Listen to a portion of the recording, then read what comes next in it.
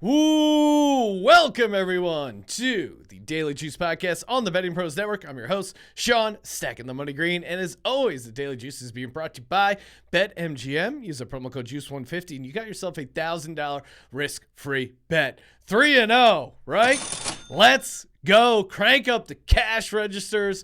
3-0 in college football on a Thursday night. Prime time, week one, it just felt awesome. And not only did we go 3-0, but the way in which we went 3-0, whew, man, there was a lot of sweating involved in all these games. It all fortunately broke our way. So 3-0, great way to start out college football week one. And we got more because there's a ton of great games this weekend. Friday, Saturday, I'll have some Sunday picks, Monday, and then next week it really begins. The National Football League. Let's go. All right, 3-0, 2.89, I don't know. Almost 3 units of profit because we had some minus 102s in there, a minus 105, I think. Oklahoma State, they won 58-44, but we got the cover with Central Michigan. Chippewas, they were down 44-15 at half. Felt pretty bleak. But, again, I thought their offense was going to be able to move the ball. They finally got that going.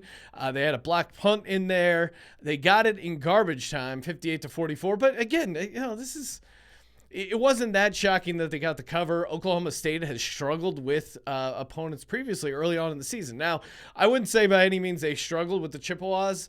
They really did kind of dominate the game. But Chippewas were a scrappy live dog. The plus 22, certainly in doubt there for a while, but they got the nice late cover, and it doesn't get any better than this. How about the backyard brawl? I mean, again, great game, great rivalry. So awesome that they got this game back. Amazing game. For a large portion of the game, I was kicking myself going, Sean, you should have taken the Mountaineers on the money line. What are you playing scared? Come on, throw it out there. And then game ends 38-31. I go, oh, thank heavens I got the plus 7.5. And I feel like a lot of people either won or pushed here. I know some people got down late on Pittsburgh, even at 6.5 or minus 7. So if you had Pitt minus 7, obviously you would push there, or maybe you got lucky and got that 6.5. Maybe you laid minus 120. But man, West Virginia was a live dog, and JT Daniels, the difference in the game was him throwing a pick six, but the pick six wasn't his fault. Like, it just went right through the receiver's hand. But again, super exciting game, and it was just real back and forth, and just awesome to get the cover. Now, Penn State, that was also a back and forth affair. Penn State was up 21-10 at half. There was that crazy play where Clifford kind of threw it up, and then they couldn't tackle him. They got that long, I think it was like a 63-yard touchdown before half. They were up 21-10 at halftime. They started blowing it a little bit. Sean Clifford threw a pick six that was his fault, really overthrew the receiver. He was knocked out for some of the game in the middle there. The five-star freshman came in, looked kind of decent. It was a weird game, so maybe his knee was bothering Sean Clifford. I was high on Sean Clifford coming into the season. I thought, maybe I was getting a little cute here, but I thought he could make not like Heisman Trophy, but 6-year senior, being able to command the offense. You got the receiver from Western Kentucky and being able to move the ball, which ultimately they did. I mean, with the exception of that pick six, he had 5 touchdowns, 4 in the air, 1 on the ground. I think he certainly deserves some credit for it. But then again, he also, that pick six was pretty bad. But kudos to him. Got the win, got the cover, and it is not an easy place to go in and get a win against Purdue. So I think that should be considered a quality win here for Penn State. Hey, you know what else is quality? This autographed jersey we're giving away, a.k.a. from Vince Papale himself. Autographed, courtesy of Pristine Auction. All you got to do is go to bettingpros.com/Papale after you submit your review, either on Apple Podcasts or Castbox.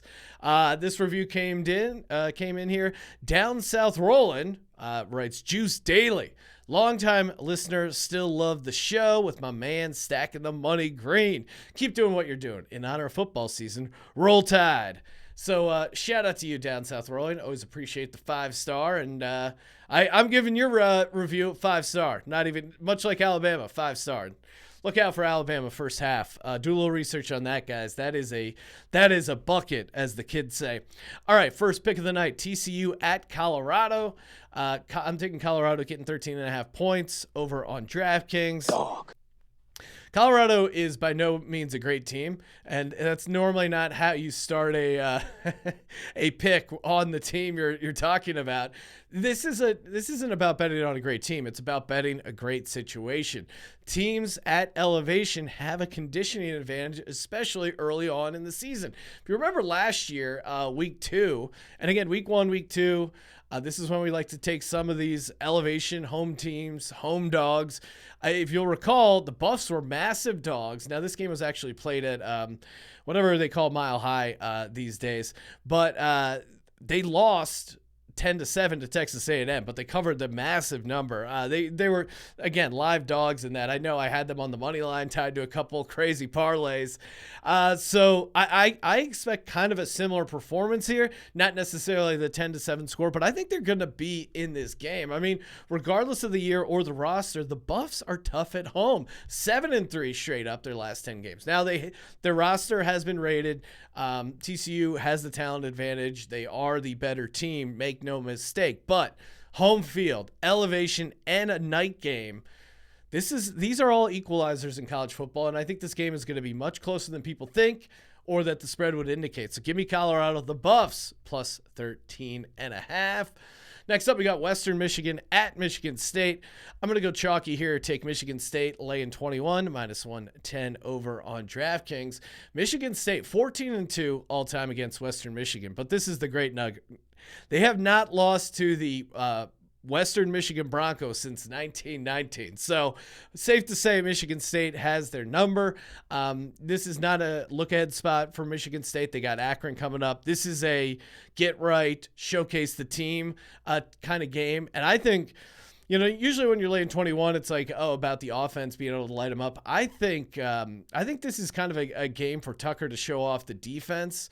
They've upgraded their pass rush, and Western Michigan's only returning 2 offensive linemen. So I think sacks, maybe some strip sacks, tackles for loss, I think that could really turn this game.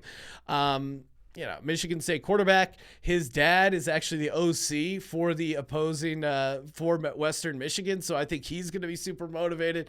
And then Western Michigan, they're only returning 1 starter in the secondary. So I think Michigan State's defense is going to dominate the line of scrimmage, and I think they are going to be able to pass on Western Michigan. So like them to cover the massive number here, minus 21. All right, we got 1 pick left. Before we get to that, shout out to Sleeper.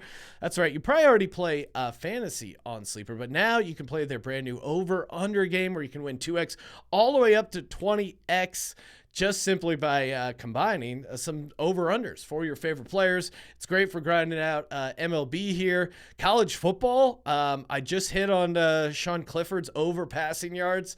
That play right before the half was definitely key for me hitting that. I think his passing yardage in Sleeper was like 251.5. So, and this is, they have a ton of college football over-unders as well, which is really fun. Again, you tie 3 of them together, you win plus 600 if you go all in. And the cool thing is, if you go to sleeper.com/dailyjuice, that's sleeper.com/dailyjuice, you'll automatically be entered in to the group chat there. So you can just copy each other's picks. It's like Discord, except you can just copy with one button. I tossed in a play for tonight's action in there. Part of it is Tommy DeVito over 167.5 passing yards, coming off a game where he had 194 against Wyoming. I mean, Indiana's defense probably a little better than Wyoming, but I always have a soft spot for Tommy DeVito, Syracuse transfer. I think he can get it done. 167.5's pretty low even for Tommy DeVito. So again, sleeper.com/dailyjuice, 100% deposit bonus up to $100. Use that promo code DAILYJUICE to get that sweet deposit match. Last game of the pod, Virginia Tech at ODU. Give me ODU as an outright winner, plus 200 over on the Great Win Bet. I had Bud Foster on as a guest on my other show, Sports Gambling Podcast, legendary defensive coordinator for Virginia Tech, and he rightly pointed out that this was a trap game for new head coach Brent Pry going down there. And he also pointed out that depth could be an issue for this Virginia Tech roster.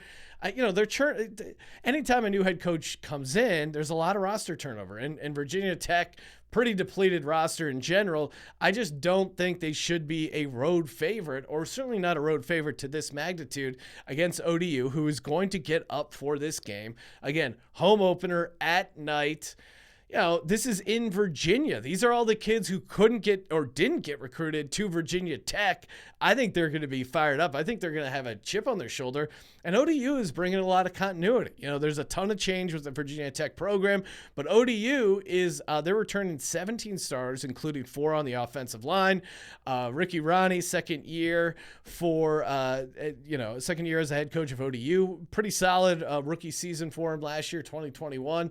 And it's not like Virginia Tech owns ODU. They are 22-18 all time in Norfolk. So this game is way closer historically to a toss-up than just one team dominating. And I normally don't. I'm not a betting splits person. I'll look at it. I'll factor it in if something really pops out. But this one in particular jumped off the page. Only 15% of the bets are on ODU. This is the spread, but I think some of it applies the logic for the money line. Only 15% of the bets, but 33% of the money is on ODU. So if you don't know, if the amount of money greatly outweighs the percentage of bets, it means the people placing those bets on ODU are the bigger bettors, aka sharp action. So again, every once in a while I'll factor that into a handicap. I don't blindly follow steam or sharp action, but I think in this case it certainly applies. And I think ODU is going to be a live dog. Plus 200 for them, and their home opener is just way too high. So ODU plus 200, get that over on win. Michigan State minus 21, minus 110 over on DraftKings. And last but not least, Colorado at home against TCU, plus 13.5 over on DraftKings. Hey, head over to BetMGM, use the promo code JUICE150, get yourself a risk-free $1,000 bet. Toss us a nice rating and review. Maybe throw in the fact that I went 3-0 in college football. Hey, it never hurts to spread the word. Shout out to everyone in the Betting Pros Discord. Had a lot of fun sweating out some of these games. BettingPros.com/chat. Get at us on TikTok at Betting Pros. Follow me on Twitter at Sean T. Green. Check out my other show, Sports Gambling Podcast. Running a bunch of pick'em contests, college football stuff, getting you ready for the season. Hey guys, you know what to do. Subscribe, rate, and review. And as always, don't forget to let it ride.